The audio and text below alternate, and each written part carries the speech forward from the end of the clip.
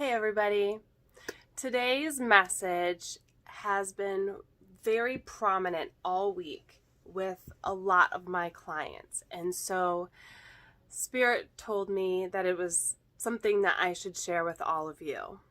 In my practice, I have clients, going through many different life transitions, but a common one is going through a breakup or divorce, because a lot of times when we are separating our lives from someone else's, that entanglement, we look at ourselves and we look for lessons to be learned, or whys to be answered,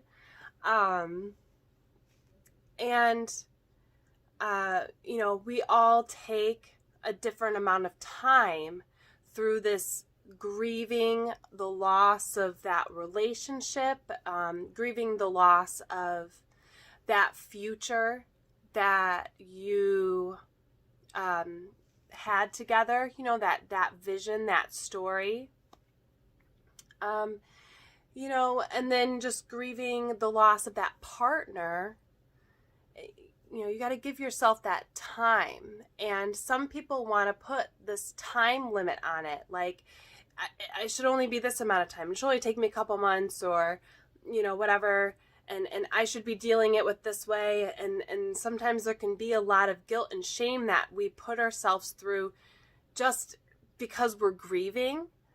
And so Spirit made this very clear that it's like we got to drop all that shame and that guilt and that blame stuff, that blame game that we put on ourselves during that time. Like we're already processing enough.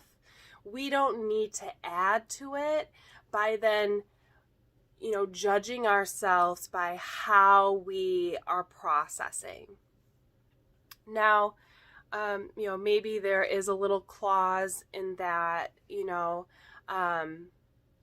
if we are turning to highly self-destructive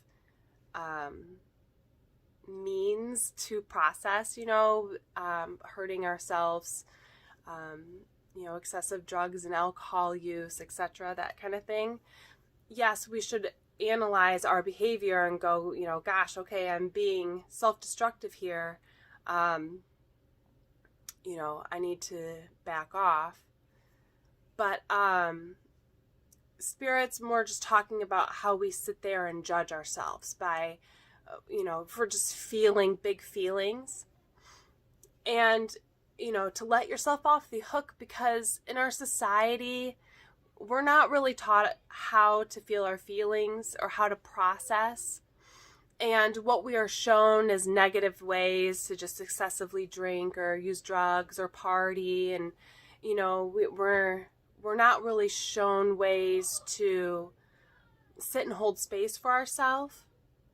So sometimes we'll sit there and we'll judge ourselves about, I need to be doing this and I should be doing that, and why am I doing that? And it's more just observe the behavior and then make a change.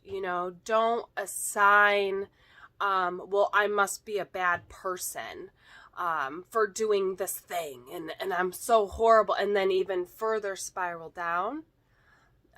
It's more about just seeing like going, gosh, okay, I'm really suffering here if I am acting out in these ways. How can I ask for help? Do I need to reach out to others? Do I need to show up for myself in a way? And to drop, adding this whole, or attaching this whole story to the actions, see it as, a child having a tantrum, and how do you comfort that child who's having a tantrum? So yes, that part of that message is done. So the second part of this message is also another time thing that people kind of want to put themselves in, like, oh, well, maybe I'm moving on too fast, maybe blah, blah, blah, blah, blah. And this is about people who want to start dating after a breakup or divorce. And some people want to date right away, you know, and there's many reasons why somebody wants to date right away. Other people don't want to date, and they, you know, wait forever, and maybe people are like, gosh, you know, you got to get out there, but it's like you're not ready. So we're going to talk a little more. We're going to go into the dating. So I have a couple times this week with some clients, this has come up where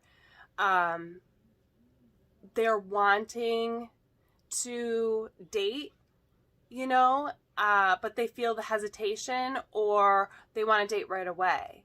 And either way, it doesn't matter. They're still judging themselves over what they're doing in a way.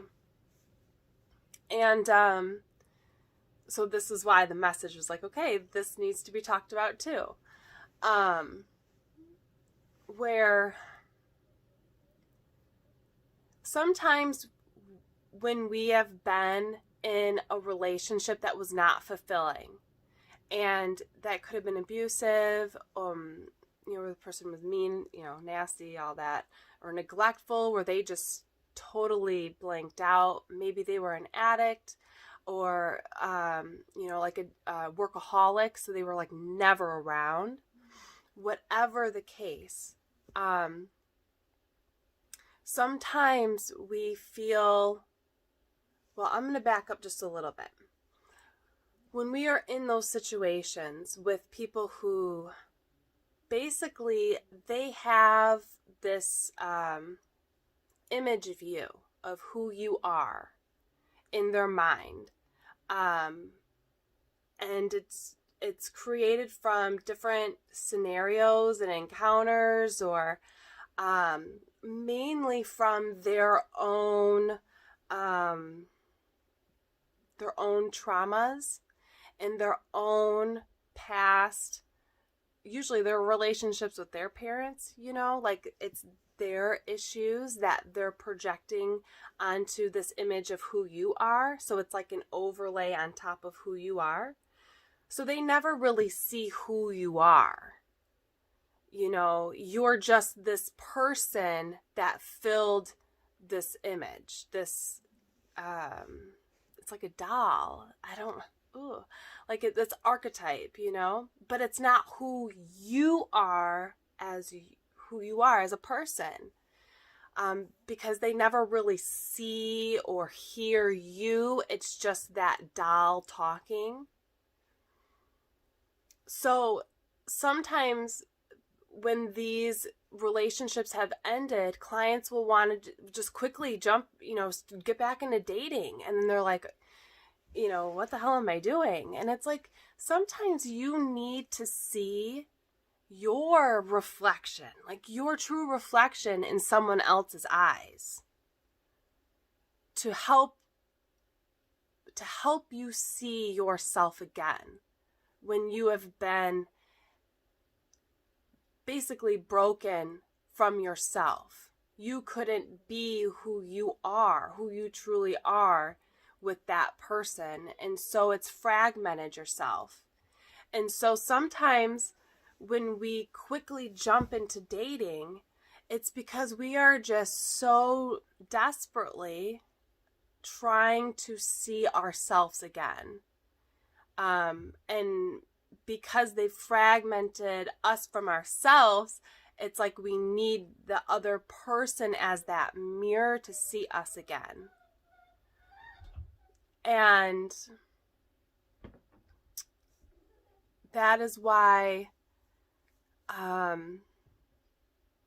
you know, people are drawn to do that. So we don't need to judge ourselves for it. I mean, that's the big lesson in that is with each encounter, just see it for how it is, And I found in my own experience, it's like I was still in relationship mode and I was still very codependent. So I came off like this over, what do I want to say? Like I had so much time. I was over available. There we go. I was over available. I was too much where it drove the people away. I was like, I see what I did there, And it took a couple dates, and seeing that and then going, okay. I saw myself, but then I also saw this behavior in myself that went, I'm driving good people away. What am I doing here? And then that sparked so much healing, because then you really start to dive into that.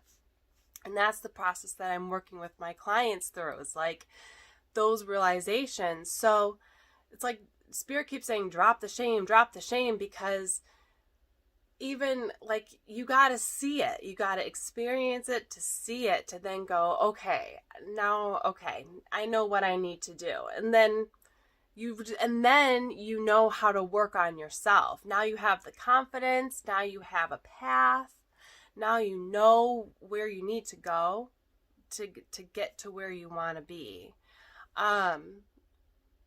And it's just that process, So Spirit, again, it's like drop the shame, because there's always a lesson in every encounter. And if you see everything as an opportunity to learn something, you're never losing out or failing. You're always then expanding and learning and growing. Yeah. Cool. Well, I hope this message helped. It was like complete. That was done. I hope this message helped. Please comment below if it does. Or if you feel more private, message me. Let's see if we can help. Take care, everybody. Bye.